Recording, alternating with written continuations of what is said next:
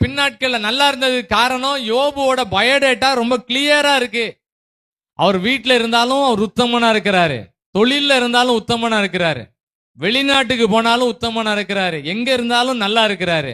காரணம் அவரோட பயோடேட்டா. இங்க இருக்கிற உங்களோட என்னோட பயோடேட்டா எப்படி இருக்கணும்னு சொன்னா யோபுவை மாதிரி கிளியரா இருக்கணும். காலேஜில் போனாலும் நம்ம பயோடேட்டா ரொம்ப கிளியரா இருக்கணும். யாரெல்லாம் ரட்சிப்பு நிறைவேற பிரயாசப்படுறீங்களோ, ரட்சிக்கப்படணும், இன்னும் நான் மனம் திரும்பணும்னு சொல்றீங்களோ, அவங்கள கர்த்தர் பின்னாட்களை நல்லா நடத்துவார். ஆமென், ஆமென். 2வது காரியம் வாசிக்கும் போது யோபுவின் புஸ்தகம் 5ஆம் அதிகாரம்.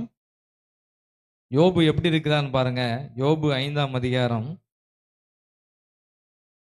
7வது வசனத்தை எல்லாம் வாசிப்போம். 7 வாசிப்போம், எல்லாம் சேர்ந்து வாசிக்கலாமா? அக்கினி பொறிகள் மேலே பறக்கிறது போல மனுஷன்.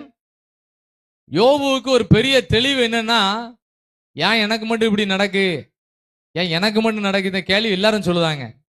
ஜோம் பண்ணாதவங்க அங்க பாருங்க அப்படின்னு ஒரு மாதிரி கம்பேர் பண்ணிட்டு இருப்பாங்க. ஏன் எனக்கு மட்டும் நடக்கு, நான் என்ன செஞ்சேன், நான் ஏசப்பாவுக்கா என்னெல்லாம் செஞ்சேன் அப்படிலாம் சொல்லுவாங்க. யோபு சொல்றாரு, அக்கினி பொறிகள் மேலே பறக்கிறது போல மனுஷன் வருத்தம் அனுபவிக்க பிறந்திருக்கிறான். யோபுவுக்கு ஒரு பெரிய தெளிவு என்ன இருந்துச்சுன்னா, வாழ்க்கையில எல்லா கஷ்டங்களும் எல்லாருக்கும் வரும் அப்படின்னு சொல்லிட்டு எனக்கு ரிட்டையர்மெண்ட்டை கொடுங்க, இல்லைன்னா எனக்கு என்ன மேலே எடுத்துக்கோங்க அப்படி கேட்கல.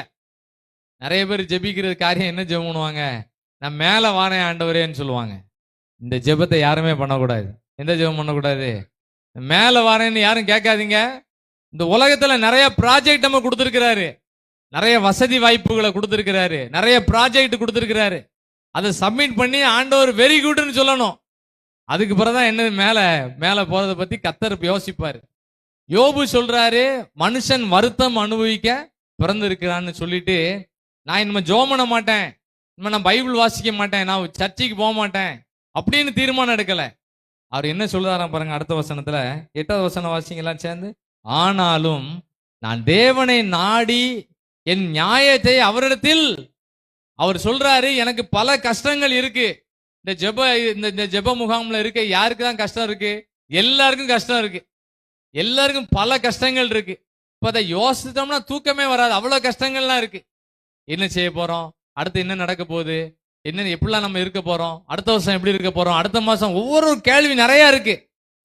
ஆனா யோபு சொல்றாரு, இவ்வளவு வருத்தங்கள் மத்தியில ஆனாலும் நான் தேவனை நாடி என் நியாயத்தை அவரிடத்தில் ஒப்புவிப்பேன். இதுதான் யோபுவோட நல்ல குணம். ஆமென்.